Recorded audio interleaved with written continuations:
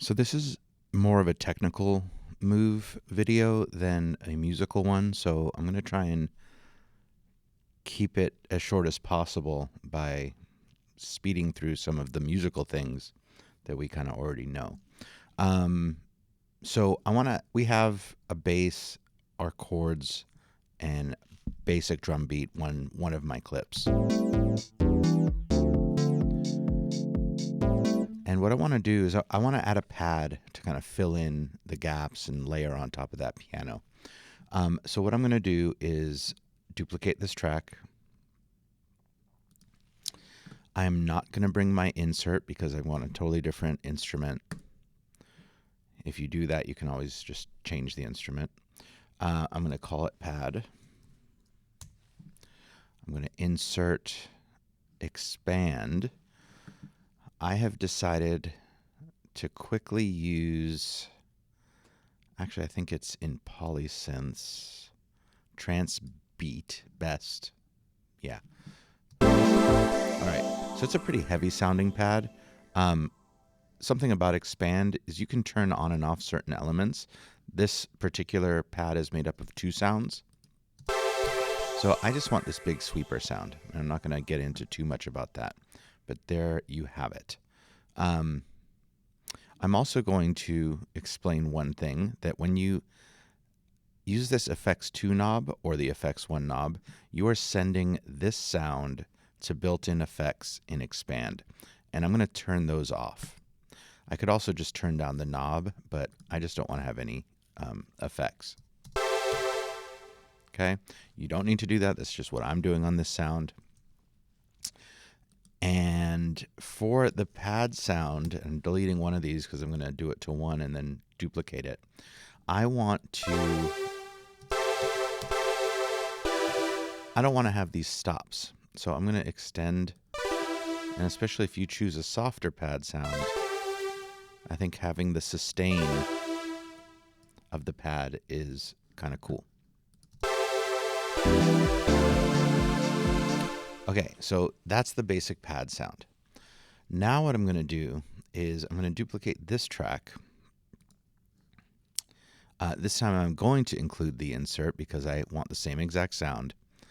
And what we're going to be doing is called sidechain compression. We're going to create that pumping, breathing effect that's so common in EDM music. First thing we need to do is separate out our kick drum because, well, I'll explain in a second. So I'm going to make a new instrument track. I'm going to open up battery and assign the kick drum. In this instance, breaking from my own traditions, I'm just going to send it to 3 and 4 because I have all these other drums that are coming out the master, and for this demonstration, I just want to have the kick drums separated. I'm going to come over to the output, battery drums, 3, 4. This should now be my kick. All right. So, what is sidechain compression? Sidechain compression, well, compression to begin with, and I will call this pad sidechain. Compression is an effect or a processor that limits the dynamic range of a signal, meaning kind of like Maxim. If a sound is too loud and goes over a set threshold, the compressor is going to push down or attenuate that sound, the volume. So what we're going to do, and I'm not going to get too much into the explanation, is underneath the sidechain pad expand, we're going to insert from the dynamics category the Dyne 3 compressor limiter. This is a very simple stock compressor that comes with Pro Tools. On our kick drum track, we're going to go to the sends. So similar to using a bus to send to an aux input track, which I don't have right now, I'm going to go to the sends and I'm going to choose bus 1. I'm going to choose a mono bus because that's all that the compressor sees. It would still work if it were a stereo bus. I'm going to bring this up to 0. So I'm hitting Option and click. That brings it directly up to 0. I'm also going to put it into pre mode. Pre stands for pre-fader. And what that means is that this fader volume that's sending the kick drum somewhere on bus 1 is disconnected from the fader volume of the track itself. So if I turn down the kick drum, it won't affect the compression once we get it where we're sending it.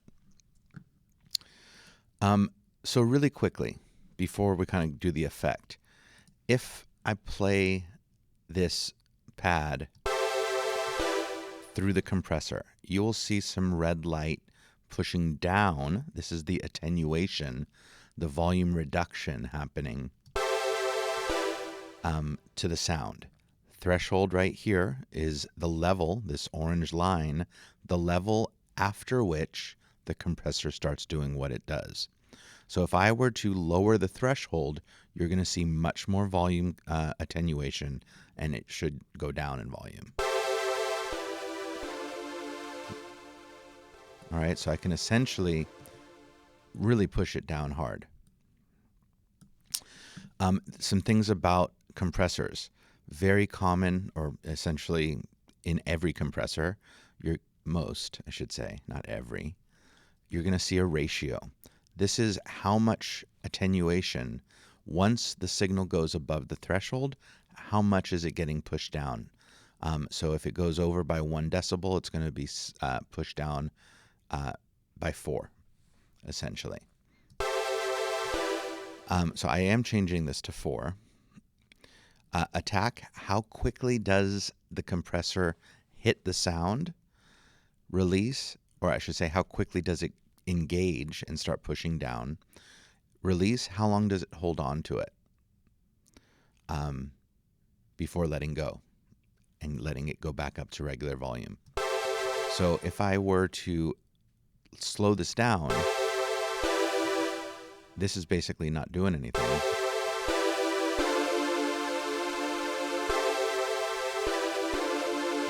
So you really have to have, you adjust your attack based on the content. I'm going to stop there with that. So we have the kick drum. So you don't really hear anything with the pad just going through the compressor. But when we tell the kick drum to drive this compressor, what we're asking it to do is engage this compressor based on what's being sent on this bus. And that's going to create that rhythmic pumping. So the kick drum is what's driving what we're going to hear in a second. But how do we tell this compressor to receive the signal from the bus? We go to the key input. Click on there. We choose bus 1. Now, still not doing anything because we still need to come over to where it says sidechain to use the key. All right, so we've said, hey, key input, look for bus 1. Now we're saying use bus 1 as your input. So now that is the kick drum. If we didn't have pre engaged here, separating this fader, sending our kick from this fader and from the mutes or solos, we would not hear that effect.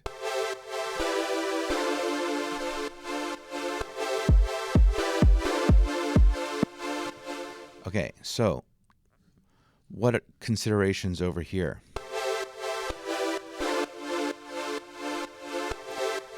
The longer the release, kind of the longer that attenuation is going to hold on. And that is dependent on the content, the sound that you are affecting, and things like that. So that's sidechain compression.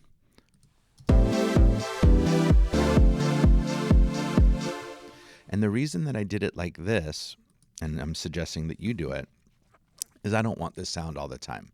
There are other ways we could achieve the compressor going on and off. We could automate it, but this for now I think is the easiest way to understand it. So basically right now I have a pad that doesn't have the effect, And then at some point in my arrangement, once I get to it, I might throw down this track.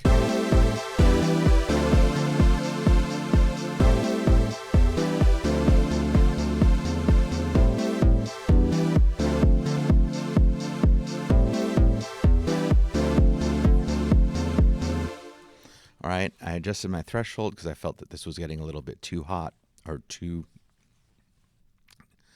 attenuated, too quiet in between the kicks.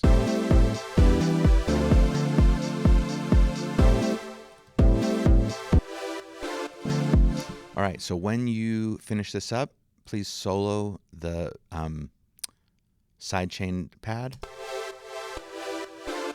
so I can really hear that sidechain bouncing and submit.